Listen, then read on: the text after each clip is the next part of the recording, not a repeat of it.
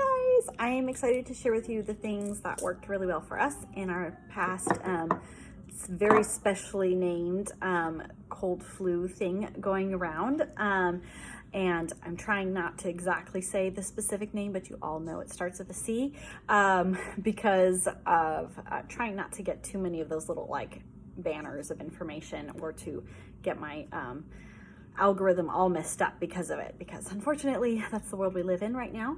And I am, just full disclosure, I am not a doctor, so if you get sick, please go talk to your doctor and ask them for information. This is just what worked for us, and I'm going to give you a background of where we're at too in our health history, in that we are a pretty healthy family. I've never had kids with ear infections. I have my theories on that, guesses on that as to why. You're always welcome to ask me. But we've never needed antibiotics for them or anything. We live a pretty healthy lifestyle. I try to get them outside once a day, myself included. Try to get some exercise in there. We try not to eat a ton of processed foods, or a lot of sugar, a lot of artificial dyes, things. And you guys know me as the ingredient nerd, so anything that's going on your body, I'm very thorough as far as checking research and information on those ingredients. So, but this is more on a health thing, and we learned we've had this virus before, and that was about 2 years ago, right as I got pregnant with Judah. Didn't know I was pregnant at the time, and for that experience with it, my husband got hit with it a lot more. He had a fever, and then he also had like a whole week of just fatigue. He was in bed for like a week, until we talked to a doctor that said, oh, make sure you up your vitamin C, vitamin D, and your zinc levels. And I didn't know I could give them more than what was on the actual bottle. So like what was the appropriate level. So that was really helpful information, and I can share that with you guys. So we just was more equipped this time around when we got it, like almost 2 years later, with tools in my house. And I just wanted to share those with you because I know a lot of you guys follow me for information on toxins and stuff like that, and would love to be equipped in your own home as well. So again, I'm not a physician, so consult them before use of anything. I'm just sharing what worked for us. Other background for us is we eat mostly plant-based diet. Try not to do a lot of high processed food, high sugary foods, artificial dyes, or flavors and things like that. But that gives us a really great foundation for when we do get hit with stuff, because it just happens. Stuff comes around every year. My kids get runny noses multiple times a year. I tend to get it all too, and I think my current theory for that is that I did not grow up here in the United States. Most of you know that. Some of you guys follow me because of my TCK book. And that would be a really fascinating study. Personally, I would love, if anyone is loves research, if you could find any kind of study that showed, like, you know, are there more respiratory stuff in the Western Hemisphere versus the, or not Western Hemisphere, should be the Northern Hemisphere, and the Southern Hemisphere, is that right? Stuff that's around the equator, warm cultures, cold cultures that get a winter in versus the tropics. I would love to see information on that, because I don't remember getting a lot of viruses and colds and runny noses growing up like my kids do. So and now I'm getting a lot of them when I'm here with my kids, although my husband does not. So just interesting stuff. Then of course there's lots of potential reasons for that, but that's something that I would be fascinated to learn more about and look into. So if anyone has a study on that, send it to me. I would love to read it. So let's just start with, even though we eat mostly plant-based, and I try to get a lot of our vitamins from our the food that we eat, and that's a big thing. Like my father-in-law is actually has a doctorate in public health. He's a licensed nutritionist. I've learned a lot from being married into the Gobble family. My mother-in-law has a vegan cookbook too. Put some links here for you guys to check those out if you are interested in that stuff. But I also know that our food is not at the same caliber that it used to because of farming practices, and the soil that it's growing in. It's just not the same that it used to. So the vitamin content does not always have everything in it. So we do try to have supplemental vitamins. I'm not religious on them, but I do try to include those, especially if we're going to be, you know, in bigger group settings or have a potential exposure to something. I try to up those a little bit. So starting with vitamins, we have really liked the Mary Ruth brand, but I still have this Nature's Bounty brand too, and these have been really great that we've been enjoying those.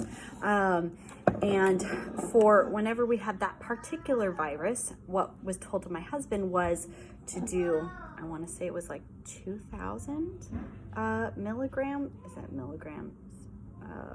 Yeah, mg of vitamin C, 3,000 IU of D, and 100 mg of zinc was what they told him for his statute and his weight and what for his specific symptoms were. And that's a lot more than what the bottle tells me. So knowing that I needed to up those when we got it was important to me. And so that is something that we did that I think was huge help of bouncing back so fast from it this time. And I noticed a huge difference in my husband's response to it. We all did get a fever, especially except for I think the baby, maybe not. He has breast milk, which is amazing. If you look at it and you do research on breast milk stuff, it's incredibly, incredibly beautifully designed to protect and deliver some antibodies and stuff too. So he, I think, fared the best. And then Azelle, which is strange because she tends to have the weaker immune system. So it's just very fascinating, interesting things that happened. A couple other things that we did is, as far as those of you that like essential oils, these were the ones that I would put on my kids multiple times a day, was oregano, frankincense, these are diluted, right? And then the stronger kids blend from doTERRA. And then for the adults, I had me and my husband put a drop of frankincense under our tongue for the first couple days when it was stronger. Basil behind the ears because my ears got really congested this time. Like it was like kind of hard to hear, almost like you got water in your ears. They're fine now. But basil has been known to help with kind of decongestion and promoting healthy airways. I have to be careful the claims that I put on here. So a lot of this information, I have this really great book like called An Essential Oil Guide, and it links to it has a bunch of studies on like what they've studied for each particular oil and how it helps support your immune system and your body. And then the On Guard is always a favorite. I didn't diffuse the oils as much as I have in the past, but I did do it like the first night that I had a fever. I put some On Guard and Breathe and diffuser, and that's pretty stereotypical of any time there's a respiratory thing that we have going on. I'll put those in a diffuser, and that seems to help them. New for us this year was this S-Clear and this Throat and Gland spray, and this is a combination of like oils and herbs, like licorice in here. There's ginger, thyme, wasabi root, actually. Strange. It has a very strange flavor. My kids don't really like it, but you spray it in the back of your throat and you swallow it. And so that for sinuses and throat, this was really great. And we did that a couple times a day. My husband especially, he kind of got it in his throat more the first couple days and was using this a lot. For just respiratory stuff, we haven't really had a whole lot of cough. There's a little bit of a lingering cough, and I still have a little bit of a sinus thing. Rubbing some of this on our chest has been helpful. And this is diluted. It's a vapor rub. This is the new one. I have a different one that the kids have destroyed. I just put my finger in there and rubbed it on. It was great. Then when you can't breathe through your nose, this is actually amazingly better than chapstick. So I don't know why, but I know that this brand has amazingly toxin-free and nourishing stuff. It's actually in a glass bottle, lip gloss. I'm wearing it right now. Super hydrating to my lips. I put it on all my kids and my husband. It was great. Then the other thing I'm still new at is homeopathics. So I am still learning about these, but I had these around and I have used this particular one for sore throats before, and it's like amazing. And I also keep it on hand in case of clogged milk ducts. And it's strange, and it's one of those things that I'm still learning more about, so I can't give you a whole lot of information on it, but it's really cheap, and it's not like it's a drug, like an over-counter drug. I guess an over-counter drug is the one that you don't need a prescription for, right? So you can just get these from the store. I just get them on Amazon. But they're really, this one, the Phytolactocandra, is really great. And the kind of the premise of homeopathics, if you're new to it, is that it's kind of taking, again, it's a plant nature sourced item, something that would tend to elicit maybe an allergic response in your body. They dilute it so low that when you're taking it, the theory is that it's eliciting a little bit of a response from your body to match whatever symptom that, you know, whether it's a bee sting or something else that you're kind of in contact with, match the response to elicit your body to defend itself. Does that make sense?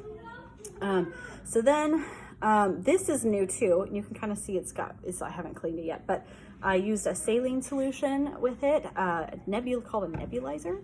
I hadn't used this before, and it was kind of a strange experience. It just kind of felt like breathing in not hot steam, but you put some of the saline in here, and because it has like some sodium in it, that it kind of had a salty taste in the back of my mouth, and I just left it on for about 10-15 minutes.